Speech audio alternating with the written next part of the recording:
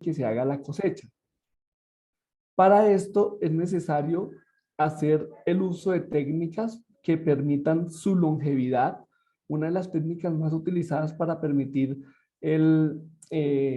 alargar la vida útil de un alimento es el secado, el cual consiste en retirar humedad del fruto para reducir la proliferación de los microorganismos y mohos que deterioran el mismo, ya que estos se presentan debido a las altas concentraciones de humedad que presentan los alimentos.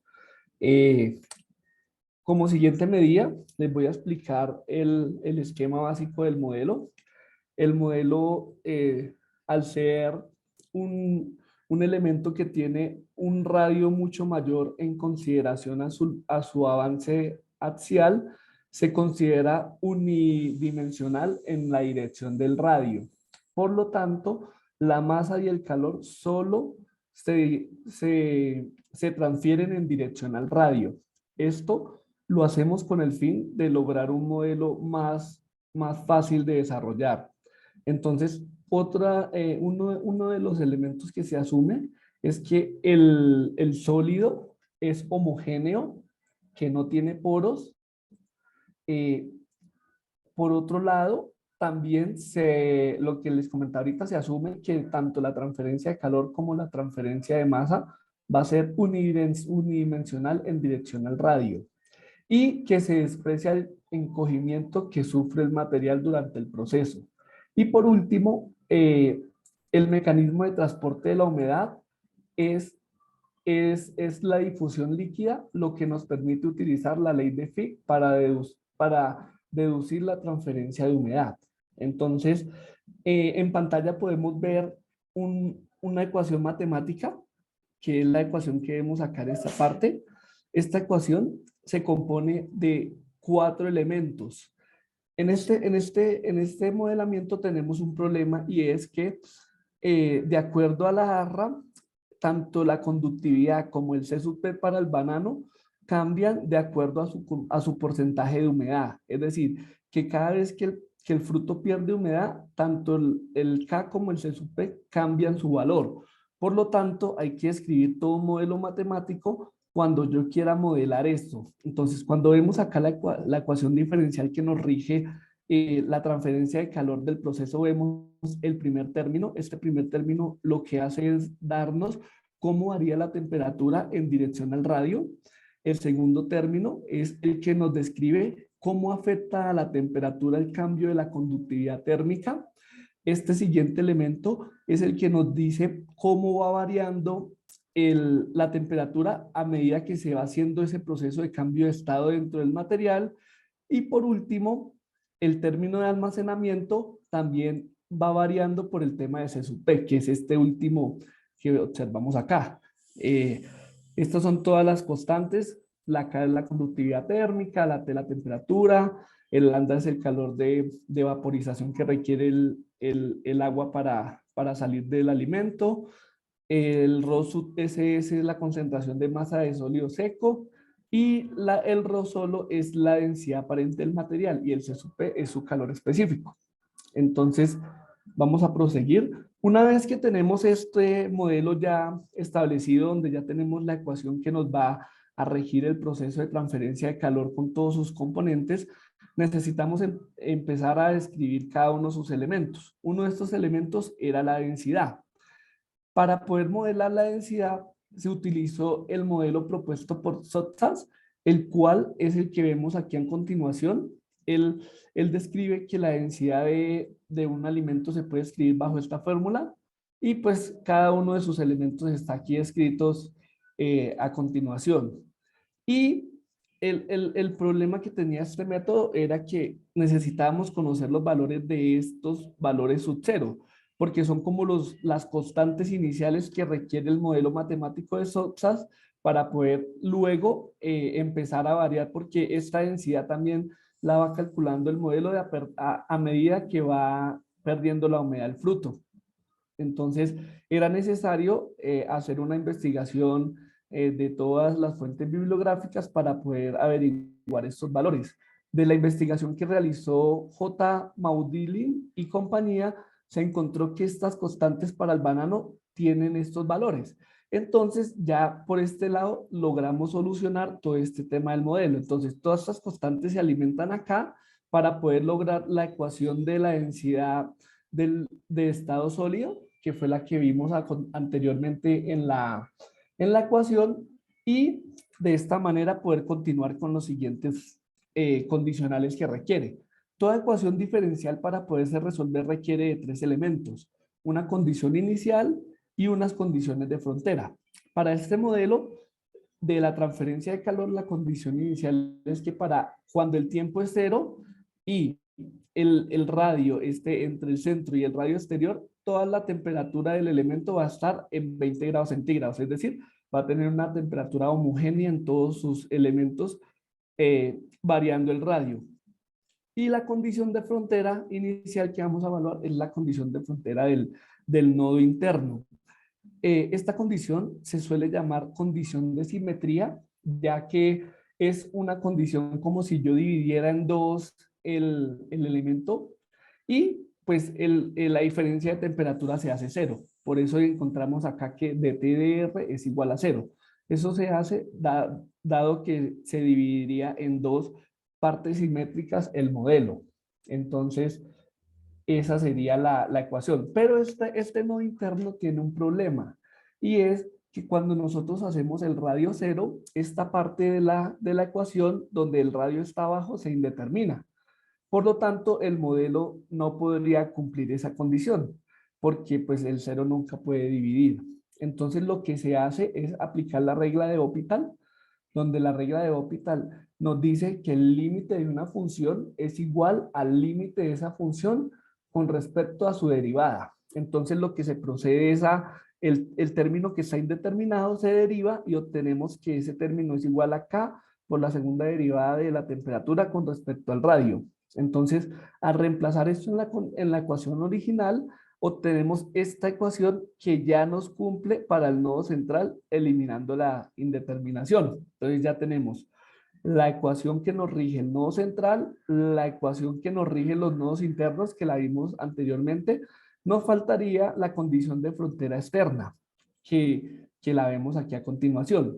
Esta condición de frontera del nodo externo sería una condición de frontera del tipo convectivo, porque alrededor del fruto tenemos una convección que la produce el horno, ya que él contiene un ventilador que fuerza el flujo de aire a pasar por el alimento y produce esta condición, es decir, la condición de convección. Entonces, ya que tenemos todo el modelo con las ecuaciones y sus condiciones de frontera, lo que continúa es discretizar las ecuaciones. ¿Qué es discretizar las ecuaciones? Si bien sabemos, las ecuaciones diferenciales para muy pocos casos tienen una solución exacta. De resto, se deben implementar métodos matemáticos para poder hallar sus soluciones. Uno de estos métodos matemáticos es el método de las diferencias finitas, que fue el método que se utilizó para desarrollar este proceso. Entonces se utilizó el método de diferencias finitas con un esquema temporal implícito. Entonces, ¿qué hace el método de diferencias finitas? Toma este gran volumen, este gran elemento, ¿cierto? Y lo empieza a dividir en pequeños aros, para de esta manera poder analizar cada elemento de una forma lineal y eliminar esa ecuación diferencial. Entonces, este primer término que tenemos acá como de DDR de K por DTDR se nos convierte en este elemento al aplicar el método de las diferencias finitas. Este elemento es el que nos queda de aplicar el método para esta segunda parte, para la tercera parte y así sucesivamente. Luego de que ya logramos hacer todas estas operaciones matemáticas, que ya son unas operaciones algebraicas que se pueden hacer sin ningún problema matemático, obtenemos esta expresión para los nodos intermedios, que nos queda A menos D por T de I más 1, M menos 1. Este I más 1 quiere decir una iteración adelante. Y este M menos 1 quiere decir que un nodo. Cuando hablamos de M quiere decir el nodo anterior, y cuando se hable de I quiere decir un tiempo después o un tiempo antes. porque eso es básicamente lo que hace el método de las diferencias finitas. Empieza a evaluar el elemento con respecto a a la siguiente iteración y la iteración anterior. Eso es lo que hace el método de las diferencias finitas con el esquema temporal implícito. Luego de que ya tenemos los nodos intermedios y tenemos esta ecuación algebraica, tenemos que discretizar el nodo central. Entonces lo mismo, se toma esta ecuación diferencial y se empieza a aplicar el método de las diferencias finitas a cada uno de los elementos de la ecuación, se resuelven sus procedimientos algebraicos. Este método como el nodo es el de simetría, la temperatura anterior con la temperatura siguiente queda igual, por eso se hace esta simplificación, por lo que ya les comentaba antes, al hacer el corte en el nodo intermedio, tanto la temperatura anterior como la siguiente quedan iguales por la simetría. Entonces, luego de aplicar las diferencias, obtenemos esta otra expresión que es la que nos describe ya el comportamiento que tendría el nodo central. Luego nos quedaría pendiente solo discretizar el nodo externo, es lo mismo, entonces se aplica el método, se resuelven los procedimientos algebraicos y obtenemos esta ecuación. Si bien ya tenemos las tres ecuaciones y la condición inicial, ¿cierto? Ahora nos viene el proceso de la transferencia de masa, porque todas nuestras propiedades térmicas están variando a partir de la variación de la masa. Entonces, la transferencia de masa en este caso se rige por la ecuación diferencial que tenemos ahí en pantalla, donde, donde este es el elemento que me muestra cómo varía esta humedad con respecto al radio. Este es el elemento que me hace la variación de la difusividad, porque en este caso, a medida que yo pierdo humedad, el cuerpo va perdiendo difusividad. La difusividad es como un paralelo de la conductividad térmica. La conductividad térmica en la transferencia de calor es como el símil de la difusividad para la transferencia de masa. Es decir, a medida que el cuerpo va perdiendo agua, es más difícil que éste continúe a ese ritmo, por lo cual esto nos lo demuestra esta ecuación al ser una ecuación exponencial negativa, ¿no? Entonces, es decir, a medida que vaya perdiendo más humedad, es más difícil que el cuerpo siga perdiendo humedad porque la difusividad se comporta de esa forma. Entonces, luego de tener el modelo de la transferencia de masa, y de buscar los valores experimentales de la difusividad para el caso de estudio. La, la difusividad requería una humedad inicial. Esto sí se hizo con una medición de este analizador de humedad que tiene la Universidad Nacional. Entonces, uno solo coloca la muestra del producto y el equipo hace el proceso para dar esa humedad inicial que para este caso de estudio fue de 2.4211. Entonces, hacemos lo mismo que hicimos con el caso anterior. Buscamos las condiciones de frontera del nodo interno, que también es un nodo de simetría, y aplicamos para eliminar la indeterminación nuevamente la regla de Hopital para lograr la ecuación diferencial que nos rige los nodos internos, que es la que vemos acá. Y para el caso del nodo externo, esta es la ecuación que nos va a regir el proceso. Entonces, haciendo la misma discretización que hicimos anteriormente con la transferencia de masa, aplicando el método de diferencias finitas, entonces se obtiene esta ecuación, se resuelven sus procesos algebraicos y obtenemos por último esta que vemos acá en pantalla. Esta es la que ya nos queda para colocar en el modelo matemático. Y para el nodo central sería lo mismo. Entonces tomamos cada uno de los elementos de la ecuación diferencial, lo discretizamos aplicando el método de las diferencias finitas, aplicamos los espejos de simetría y por último tenemos esta ecuación que es la que se va a usar en el modelo. Y igualmente para el nodo externo. En el nodo externo utilizamos esta humedad de equilibrio. Los cuerpos llegan a un punto donde ya no pueden perder más humedad, que es la humedad de equilibrio.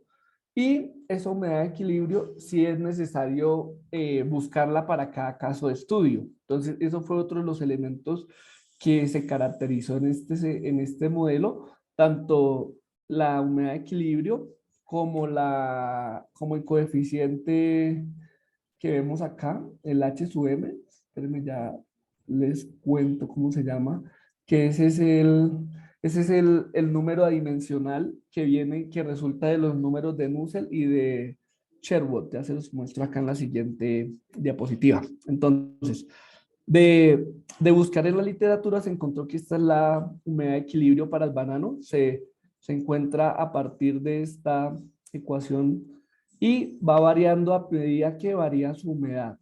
Este es el elemento que nos va haciendo variar esta propiedad. Y el H sub M se encuentra a partir de la analogía entre los números de Nusselt y de Sherwood, como se los comentaba anteriormente. Y ya con esto tenemos todos los elementos del modelo de la transferencia de masa y luego viene resolver este sistema. ¿Qué pasa? Si bien vimos anteriormente tanto la transferencia de calor como la transferencia de masa, dependen en gran capacidad de cuánta humedad posee el cuerpo. Es decir, que a medida que el cuerpo vaya perdiendo humedad, va cambiando la calce sub P y el modelo requiere de una solución en cada uno de esos segundos. Es decir, si yo evalúo en este momento la temperatura, yo debo hacer el cálculo de la transferencia de calor, luego hacer la pérdida que tendría de masa por esa temperatura y luego nuevamente volver a alimentar todas las constantes y hacer la siguiente corrida.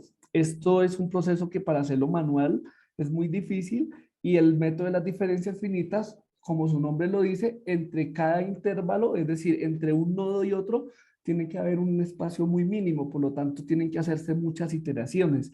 Entonces es algo que matemáticamente uno no puede hacer sin la ayuda de un programa o de un software. Entonces, para resolver este problema, se utilizó la herramienta MATLAB, donde lo que se hizo fue utilizar bucles o ciclos para que nos hicieran las acciones repetitivas de resolver las ecuaciones de nodo, porque si vimos anteriormente, hay tres tipos de ecuación. Una ecuación para el nodo externo, la ecuación para los nodos internos y la ecuación para el nodo interno, que es el último. Entonces, lo que hace el modelo es resolver para cada caso de acuerdo a la iteración que le corresponda la ecuación algebraica ya mostrada anteriormente y a medida que la hace cada iteración, lo que hace es tomar los valores de humedad, alimentar nuevamente las constantes y así las constantes nuevamente calculan temperaturas y esas temperaturas generan nuevamente otros valores de humedad y así sucesivamente hasta que él llegue al punto que nosotros queramos modelar. Entonces,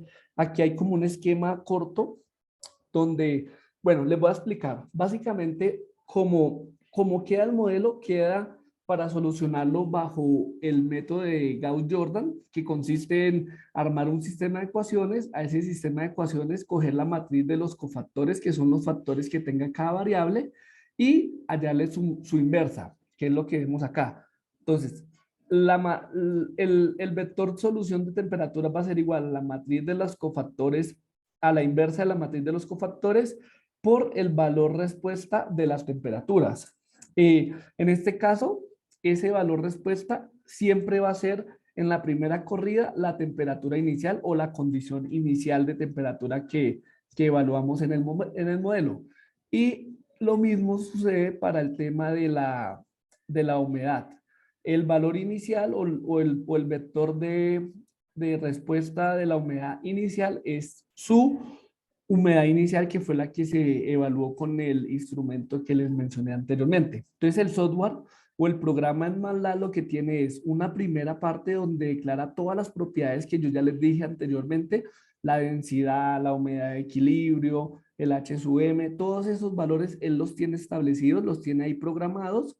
Luego se declaran las condiciones del sistema, es decir, se declaran las temperaturas iniciales, las humedades iniciales, todas las constantes que le comenté que se buscaron de la, de la literatura y luego se empiezan a asignar los valores de las matrices y los vectores, es decir, el software empieza a hacer iteraciones porque de acuerdo a las ecuaciones que obtuvimos, él debe darle un factor a cada uno de esos datos en una matriz. Entonces, eso es lo que hace luego el software como tercera medida.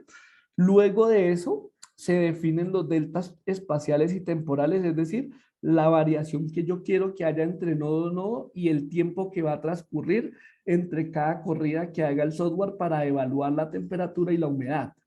Luego de eso, lo que se hace es empezar a correr ya los bucles con los valores de todo, de temperatura, y generamos la primera iteración tomando el T sub 0 y el M sub 0.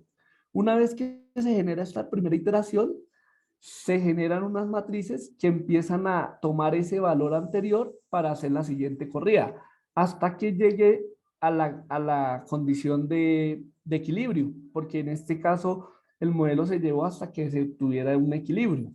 Y por último, el modelo lo que hacía era graficar estos perfiles de temperatura y de humedad. Entonces, aquí lo que podemos ver es que teniendo una variación espacial de 0,001 metros y un delta temporal de un segundo, se obtuvieron un total de 25 nodos y se requirió un tiempo total de 25 horas.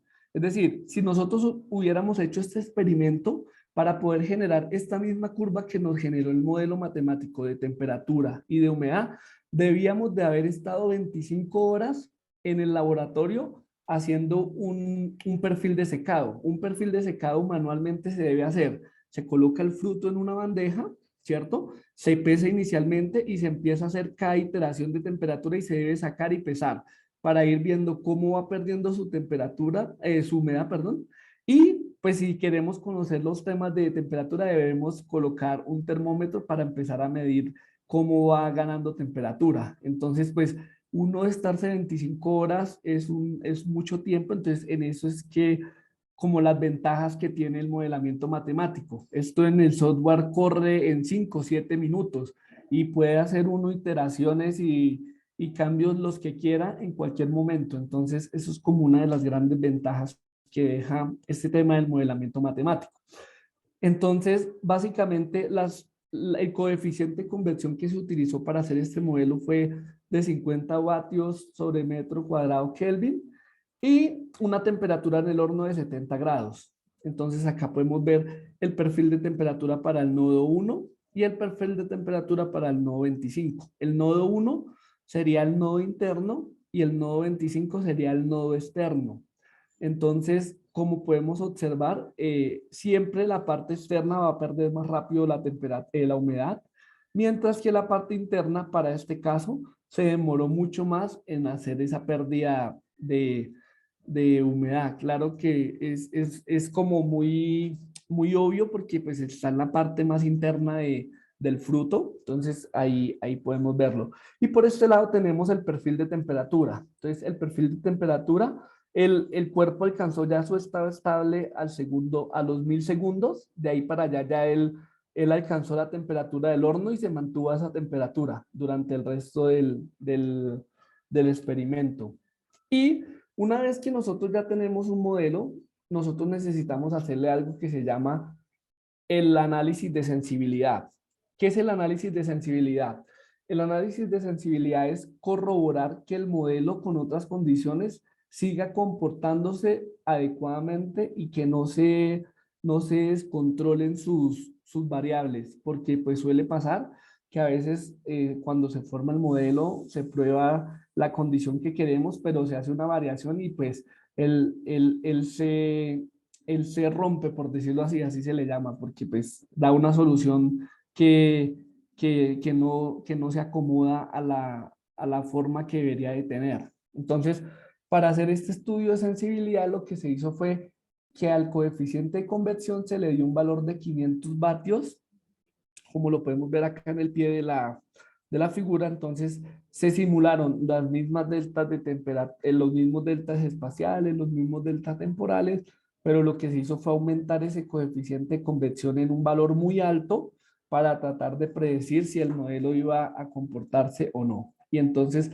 lo que observamos en este caso es que al tener ese coeficiente de convección tan alto, el nodo el nodo externo pues prácticamente pierde su humedad de forma muy rápida y en este caso sí se alcanza a llegar en las mismas 25 horas de simulación, sí se alcanza a llegar a una condición de equilibrio, porque tanto el nodo interno como el nodo externo se unen ya en su punto crítico. Y si podemos observar, esta hipérbole nunca llega a cero. ¿Por qué? Porque, como lo comentaba anteriormente, este sería como el valor de la humedad de equilibrio, que nunca va a ser cero.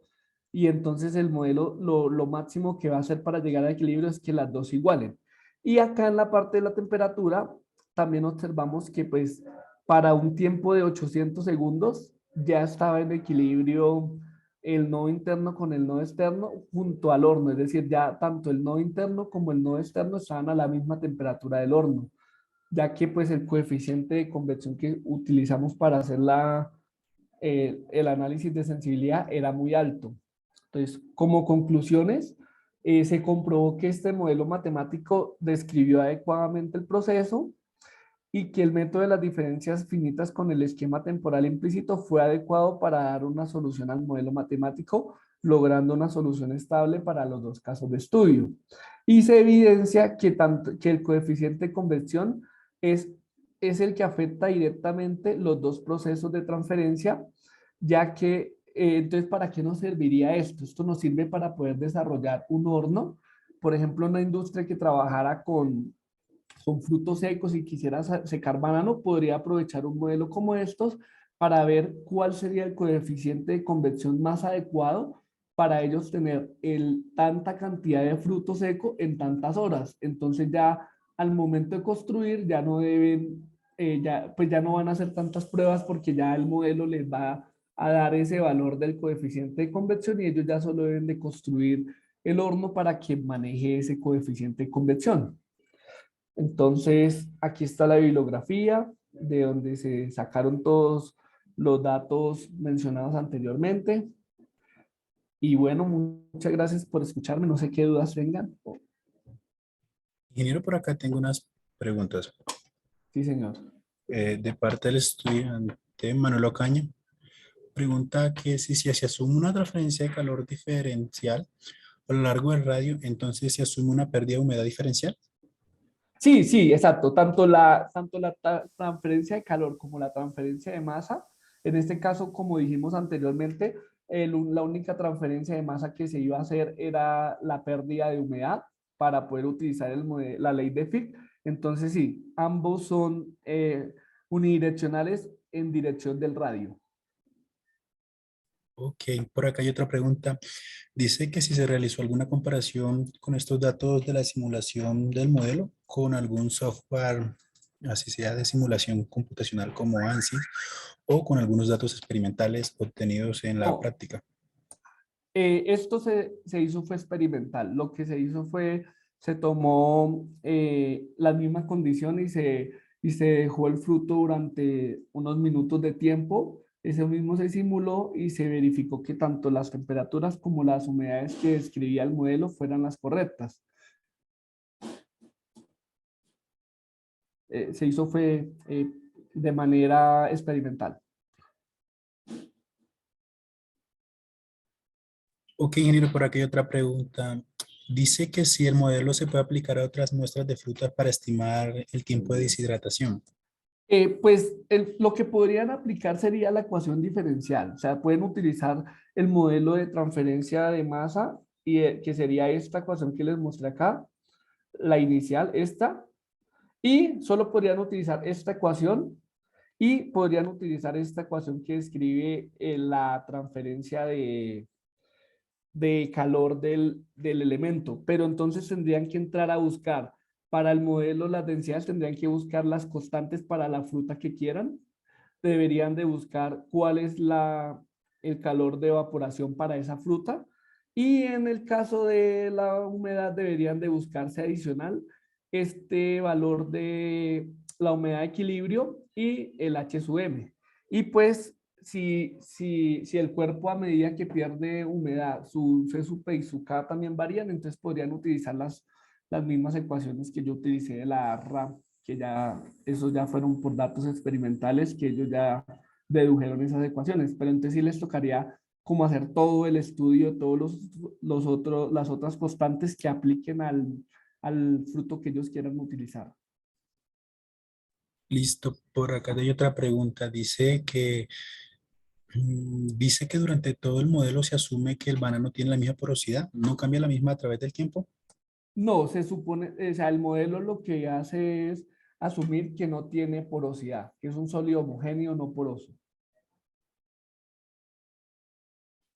Listo, debido a la pregunta que usted acaba de responder, están preguntando que cómo es el mecanismo de que el cual se pierde la humedad.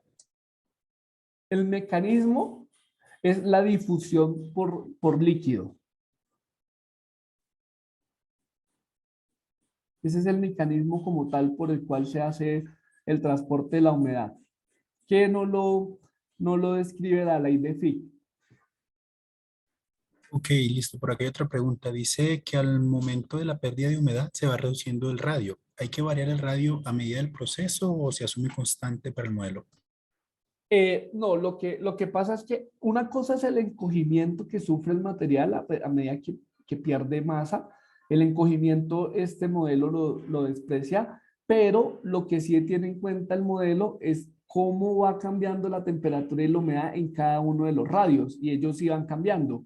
Por eso mismo es un modelo unidireccional en dirección al radio, es decir, a medida que yo tengo diferentes radios voy a tener diferentes comportamientos de temperatura en un instante. Que la temperatura a los 800 minutos ya es igual en todos lados, eso ya es otro cuento, pero al inicio, mientras se va llegando a la condición de equilibrio, a diferentes radios van a haber diferentes temperaturas. Y lo mismo en cuanto a humedad, a diferentes radios van a haber diferentes rangos de humedad. Por eso sí es necesario eh, tener eso claro.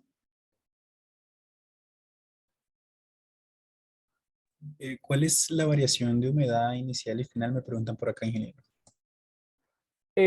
Bueno, la humedad inicial era de 2,4211 y la final, ya se las digo acá un momentito, la final fue para el primer caso fue de casi 0,12% y la última sí llegó hasta el equilibrio, que es la que vemos acá en la gráfica. Si observamos acá la escala, en esta llegó a equilibrio, es decir, llegó al valor de la humedad de equilibrio, que es de casi 0,1, mientras que la inicial la tenemos acá en este valor del equipo, que es de 2,4211.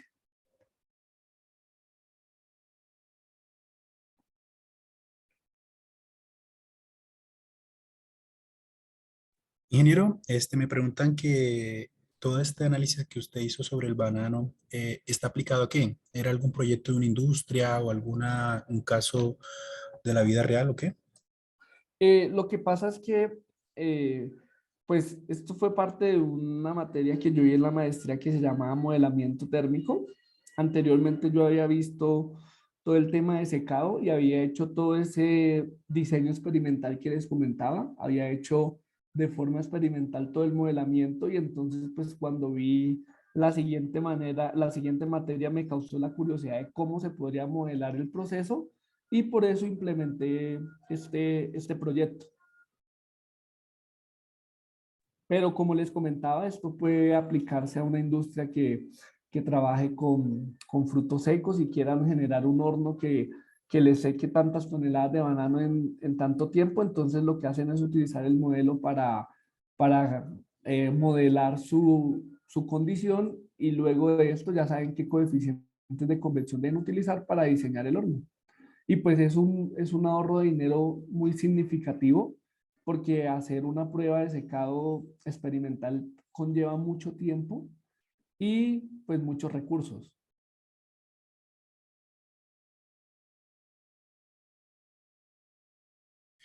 Ingeniero, referente a que acá en la universidad se trabaja mucho con en la línea de termofluidos, la cuestión de biomasa. Se está trabajando con Ok, la pepa del aguacate y con el buchón de agua. Pues hablando del buchón de agua, en el proceso de secado hay un gasto energético por el porcentaje de agua que usted tiene. ¿Habría manera que uno pudiera extrapolar la investigación que usted nos está compartiendo a esa biomasa?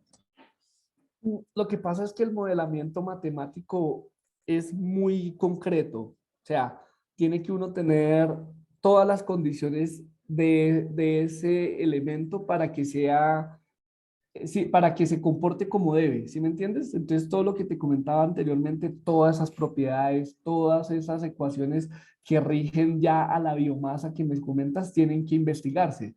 O sea, en dado caso, lo único que se puede utilizar en este caso son las ecuaciones principales de transferencia. De ahí para allá todo debe hacerse la investigación. O sea, sí se puede hacer, lo que se debe hacer es una revisión bibliográfica para ver todos los otros elementos que conlleva el modelo, cómo o qué valores tienen para ese elemento. Si no están, se deben experimentar para producirlos y de esta manera ya obtener un modelo matemático que luego va a evitar que tengan que hacer otros datos experimentales. Entonces ustedes podrían hacer una persona podría hacer como proyecto, voy a ver cómo varía la conductividad térmica de la biomasa con respecto a la pérdida de humedad. Y él hace eso y les da a ustedes los valores del K y del C sub P. Otra persona hace la evaluación de cómo se va cambiando la masa y luego ya una última puede tomar el modelo y generarlo para que luego ya empiecen a hacer todo lo del modelamiento para hacer la generación de la biomasa completa, en caso de que no haya nada en la bibliografía. Listo, ingeniero. En caso tal, si algún estudiante estuviera interesado en trabajar con usted sobre esta temática, que por cierto es muy buena, pues nos puede dejar sus contactos, sea número telefónico, correo electrónico, o cual se le facilite más. Sí, claro. Mi correo, creo que yo se lo compartí al ingeniero. De todas maneras, si quieres, yo se lo envío por WhatsApp para que lo puedas enviar a los interesados. Ok, listo. De todas maneras, la Universidad Nacional también puede hacer convenios con la Universidad Santo Tomás. La profesora Sonia Rincón es muy, muy buena y yo tengo mi tutora de grado porque mi tesis de grado de maestría es un spray dryer, que es un secador por aspersión. Es la profesora Carolina, también es muy, conoce mucho de secado y pues podrían hacer ahí convenios para trabajar en equipo. Ah, listo, ingeniero. Entonces, muchas gracias por compartir su conocimiento con nosotros. No sé si algún estudiante o algún participante aquí de la charla tenga alguna pregunta o algo.